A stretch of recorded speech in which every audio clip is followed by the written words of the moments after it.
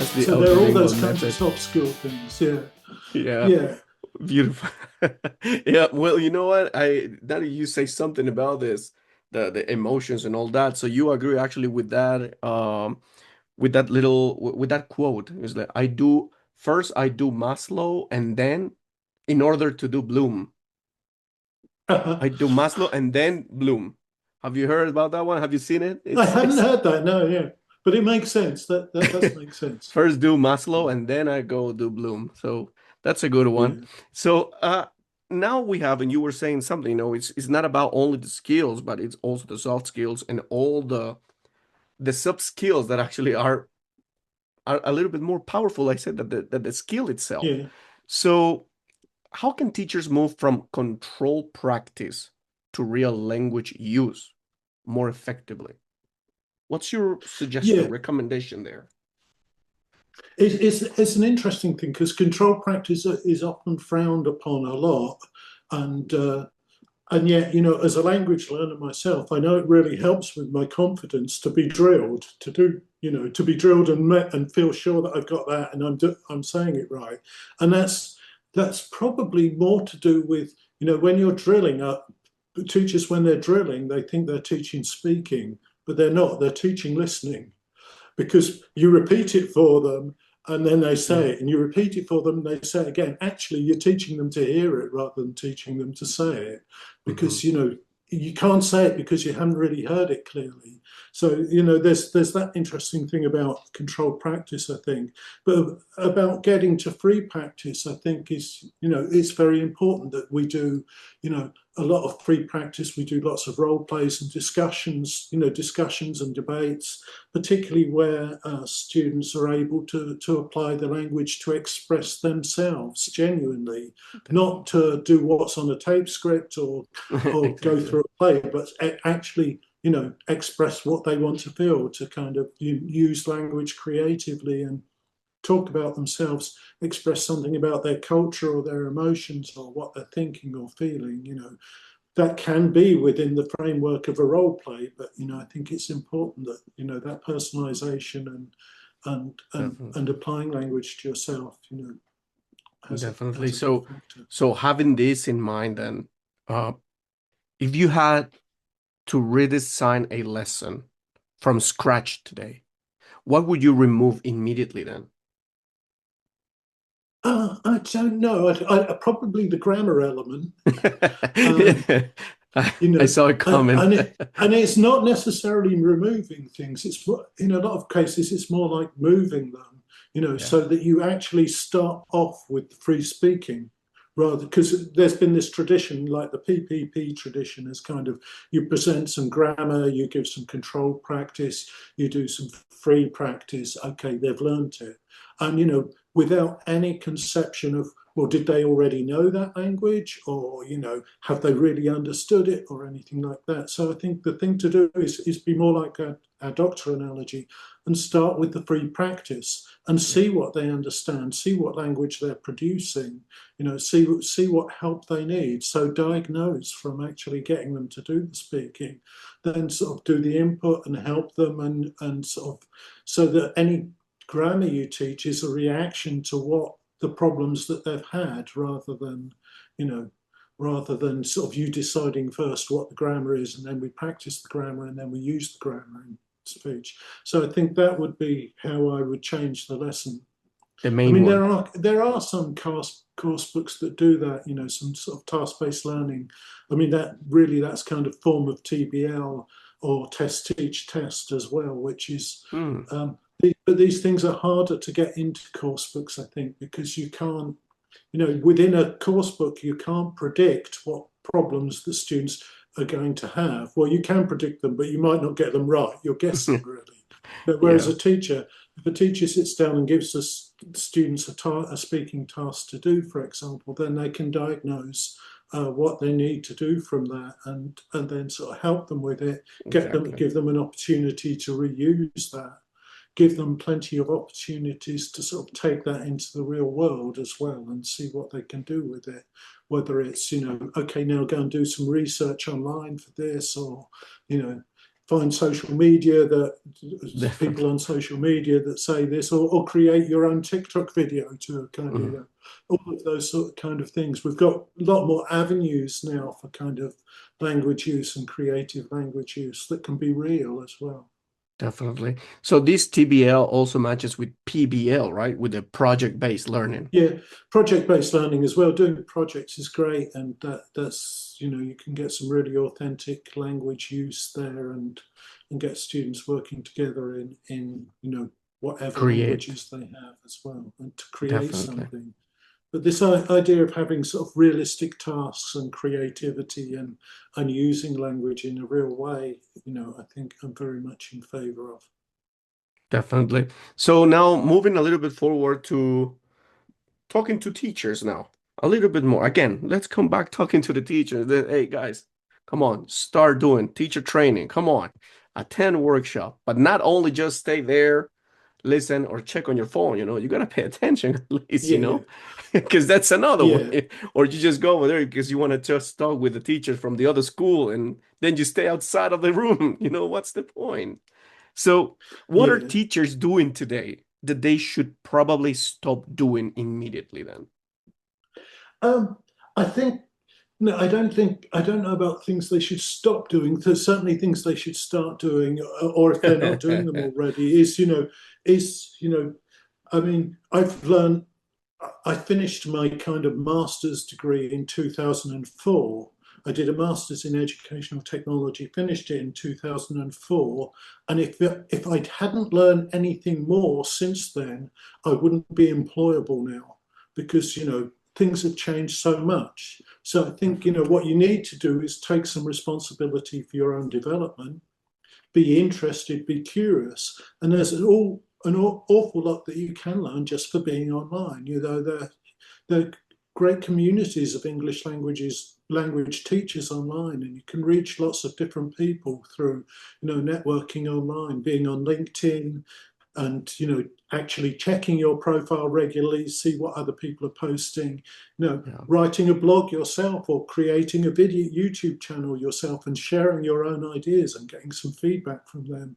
I think being part of that online community is such an important part of your development, and I think that's what I've learned most from over the last 20 years is just through looking at what other people are sharing about what they do in their context, exactly. trying to share what I do and what I understand, because you learn a lot from sharing your own stuff, even without the feedback. Because if you're going to post a blog or an article online, then you really, that reflects on you, and you've really got to think through, well, do I really believe these things? Yeah, I've said that clearly, and am I going to make a fool of myself? So that's having another going through aspect. that Yeah, process before you press publish is quite a developmental process. It's a good process to go through. Whether that's making a video or whether that's writing an article or having a podcast or something like that. Every time you do it, you're kind of putting yourself on the line, aren't you, really? You're putting your definitely. reputation on the line, and you can build your reputation or you can destroy your reputation. So But I so think hopefully life this life's like won't that. destroy it. Yeah. But yeah. But Hopefully, yeah. hopefully. But I think being part of that and part of that community, is really what you need to do to keep developing, Definitely. to keep sort of confronting your ideas and seeing what other people are doing and thinking about Learning, what other. falling, stand Yeah, up, and keep yeah, going, keep going, keep going. Because yeah. the thing is that You, I think that's yeah, a little bit of, personality maybe or mindset. I mean, if you believe you're going to fail and you're not going to do because you believe you're going to fail, then what's the point? I mean, what you going to do then? yeah, Just stay there and do nothing and stop learning just because you're afraid of doing something? I mean, we yeah, all have our fears and all that, but I think one of the biggest issues, and I don't know if you agree with this one, but that I can see in teachers is that the resistance that they have is because of comfort, fear, yeah, not only lack of training. yeah. There's a lot of there's a lot of inertia and things like staying in your comfort zone and doing what you have to do because okay, if I start doing that, it might take me extra time, or I might have to do this, or where will it lead, or Who's gonna there is pay a lot me? of fear. Yeah, who's going to pay me as well? Yeah, and in some ways, I have some sympathy with that. In that, as teachers are often expected to sort of put their hand in their own pocket for a lot of things and put in extra time and things like that. And we're not miraculously well paid or devastatingly well paid in most countries. So, that is difficult, and I sympathise. But in the end, it makes your own life better if you develop yourself It's and about keep learning. ourselves. It makes Yeah, your job interesting, and you don't necessarily have to pay money for that. There's lots of things definitely. you can do that are free. Like I said, sort of publishing a blog or reading other people's blogs, or you know, Hmm. giving 10, 15 minutes each day to your own development. Exactly. I have I get up quite early in the morning. I have coffee, and for the first 10 or 15 minutes, I just go through different articles or different news feeds and think about, is that worth sharing? Is that something good? Is that something I can use? Exactly. And that whole process, I think, is really useful. Just to 10, 15 minutes a day is enough if you're Definitely. doing it every day. So I really hope actually the novice teachers, the ones who are listening to us right now, I mean, I hope actually this gets to them because right now the world needs teachers, better Mm, teachers. Better teachers, we're gonna have a better generation. And that's a fact. mm. That's something real. Yeah. So talking a little bit about the ELT and what happens with the teacher and all that, what's one uncomfortable truth about ELT that most people don't want to admit? I guess probably the E is the uncomfortable truth. Is that it does, it's English, and so it does bring with it certain cultural things, a certain Mhm. history, a history of colonialism, and histories of That's control, and a specific culture, and a lot of those things. I think there've been a lot of efforts to deculturalize English and to sort of make it in more of a global language. But I think there is still sort of a strong element of that it comes with certain cultural accepted norms and definitely. that colonial history. That happens actually to me firsthand. I remember when I was actually just traveling, I just went to teach in China. And then suddenly I'm like, okay, would you like to learn English? Why would I learn English? No, I don't want to. Huh. Then they will say I'm American or I'm British or whatever. Some people are still Hmm. reacting like that. Yeah. So they still see the language as, I mean, as if it was like part of the politics or a party, Hmm. you know. I don't know why. Hmm. Yeah. Yeah. It's Did this difficult. happen to you in your trips and your journeys around? Well, I guess sort of personally, it's part of my cultural privilege. I've led a privileged existence, and I benefited from it in a way because Definitely. I am a native speaker, and so I got to get on a plane, do a 1 month course, and I was in a classroom teaching students English and getting paid for it, and that was a part of my kind of white English privilege because Ooh, I was able you to said do it that, correctly. and that's what I carry around with me. I'm I think attitudes towards native speakers, non-native speakers have changed a lot. Attitudes towards race and gender have changed a lot, but it hasn't changed completely. And I know that I'm still one of the benefits of that process. I Definitely. probably wouldn't be here. Okay, I work hard. I've developed my career. I've kept learning, but that was as a result of my white privilege and my English privilege.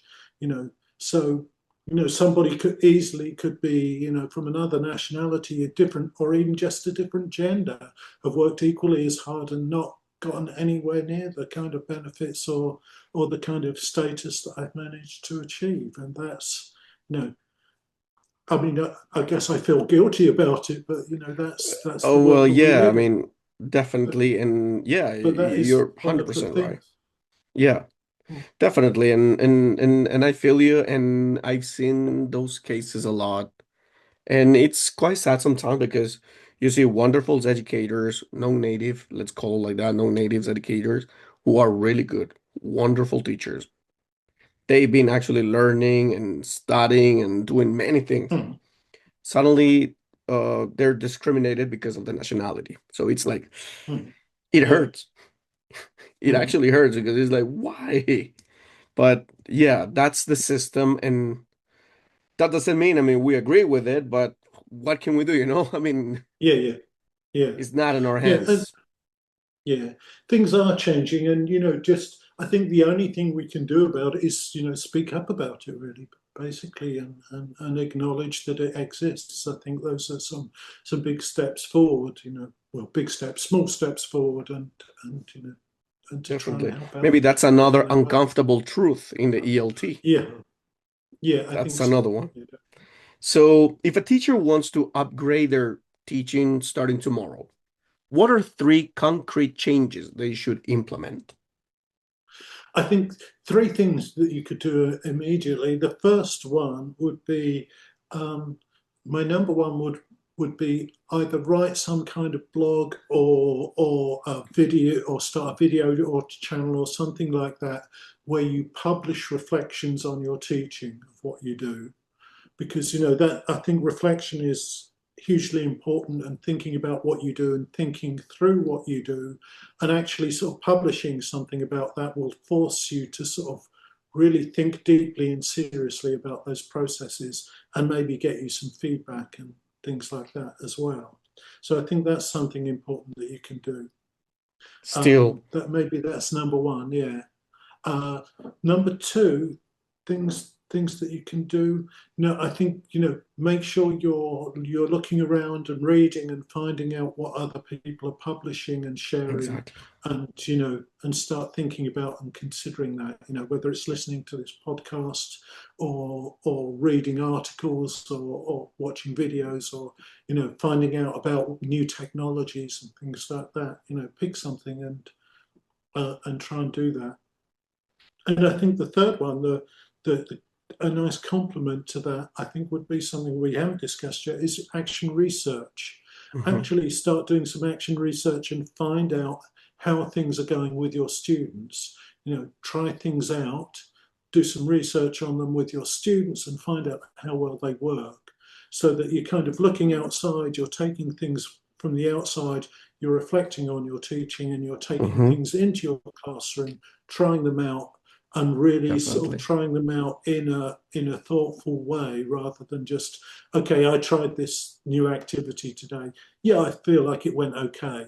Actually do Yeah. some research with your students, decide what you're going to do, think about what you're going to try with your students, think about how you're going to evaluate it, and then sort of do it and reflect on that process. So yeah, action research I think would be the third one for me. Definitely. So before moving to the next part of the podcast, I would like to ask you, I mean, you still do the teacher training, right? Hmm. Yeah, you still actually pretty much involved in this world of education and all that. Do you have your website? How can people reach you? For example, right now we got listeners who was like, okay, I would like to attend one of the Nik Peachey's trainings. How can they actually reach you? Probably the best way is through following me on social media. I have Hmm. all sorts of different social media accounts, LinkedIn. I've got a couple of pages on Facebook. I also have a channel on Telegram.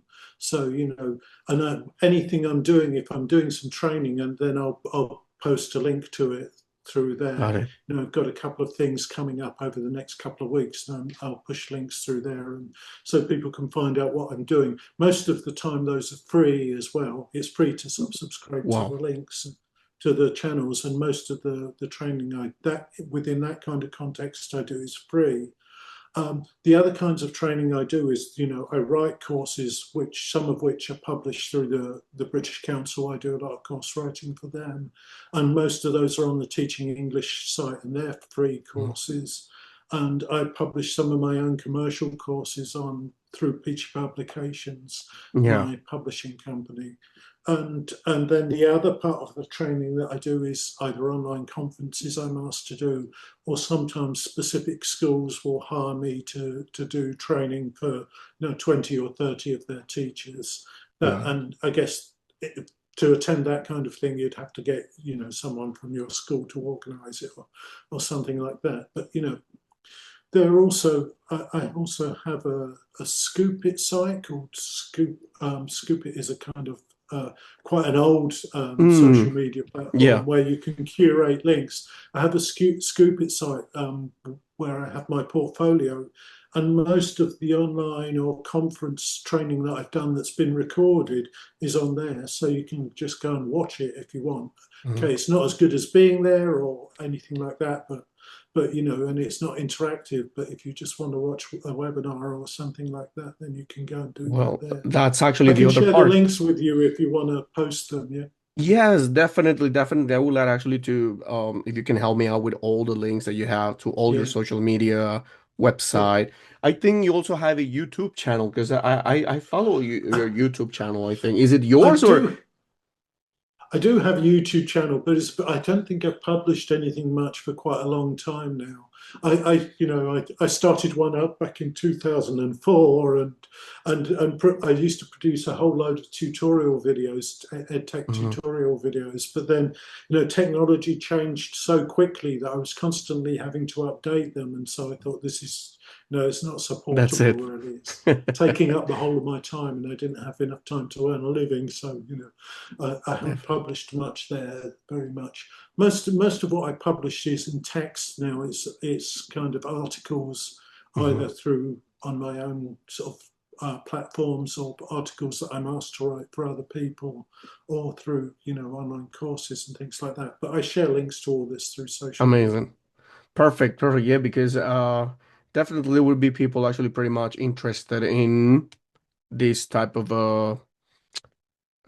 elements, this type of free courses or reading newsletters and all that. So that's gonna be Yeah, really good.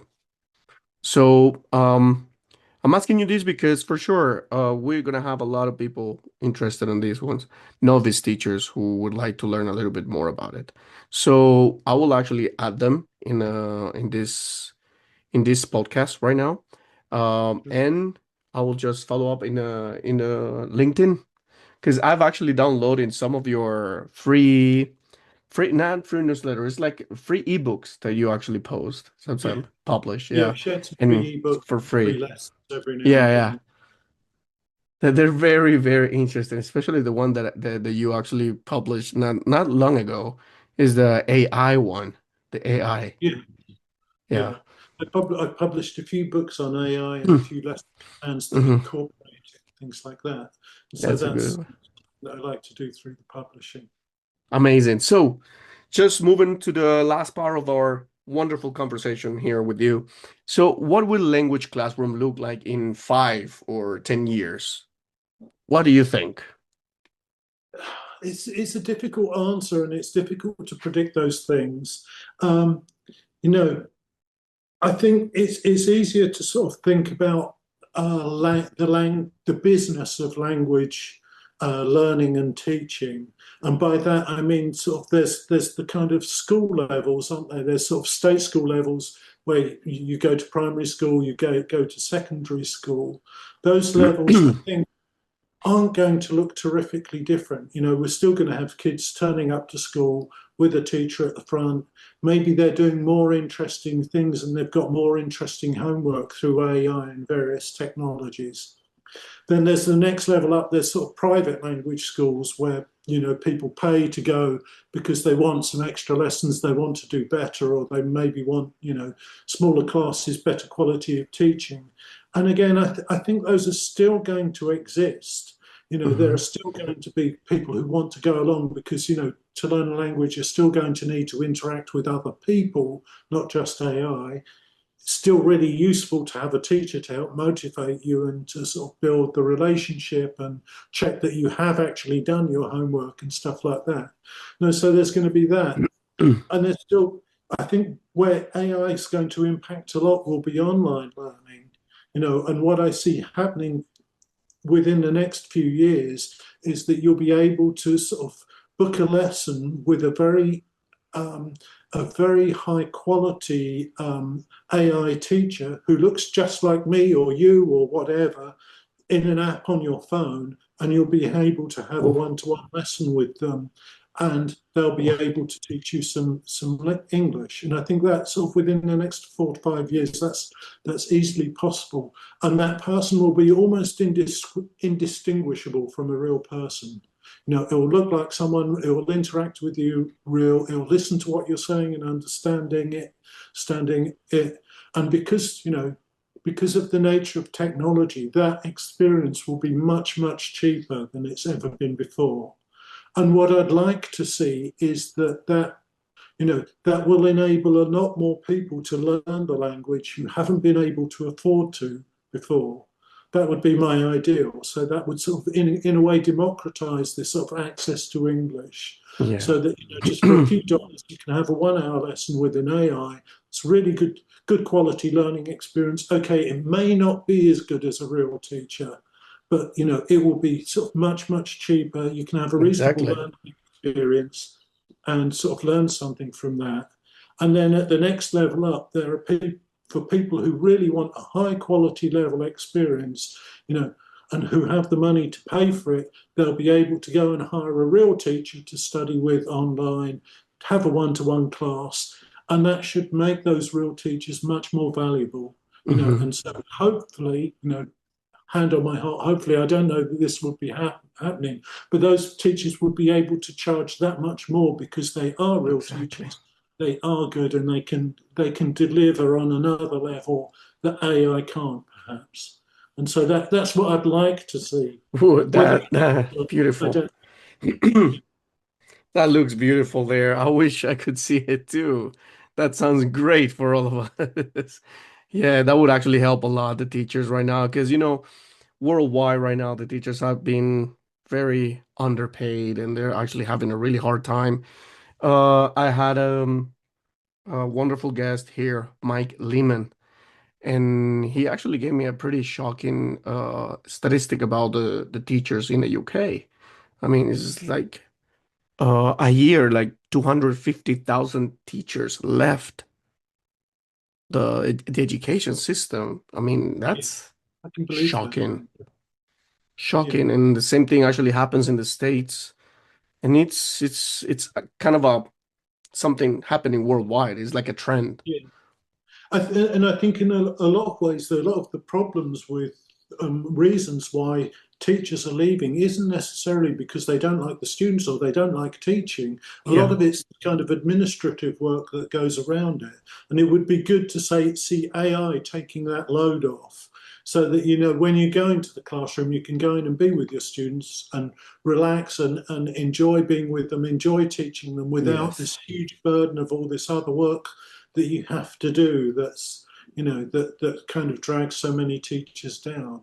It's you know just and, the burnout. It's totally burnout. I mean, it's too much. The load of work, it's crazy. I mean, something that we don't have to do actually. But anyway, the last one here. If we don't change the way we teach languages, what's the long-term consequence? if we don't change, I don't think it's difficult to know. If we don't change, I think we're much more likely to be replaced by technology if we don't change and don't adapt as sort of physical teachers. And I think you know because it is going to get better and better. Hmm. And it is and it is going to take for people who are kind of teaching but who are treading water. I think it potentially is going to take their jobs away. For people who are good, who really want to develop themselves, who want to be the best teacher they can be, I think there's always going to be a job for those teachers. But for Yeah. ones that are just kind of sailing along and I just want to show up and get my salary, and the potential for those to be replaced, I think, is huge, Yeah, especially 5 to 10 definitely. years. Definitely. So, one more time, I say thank you very much, Nick, for being here with us. Thank you for accepting this invitation. I believe most of us actually have learned a lot through your voice and what you have said, what you have told us. And I would like to tell you that this is your corner. This is your home as well. Anytime that you would like to come and share something else, please feel free. Great. This is your home, and it would be amazing to listen to you again. Okay. Thank you very much. Thanks. It's really nice talking to you, and I hope it has been useful. Yeah. Definitely. Thank you very And much, not too Nick. negative. No. So, until the next time, then, Nick, take good care of yourself. Okay. Thank you. You too. Bye bye. Bye bye.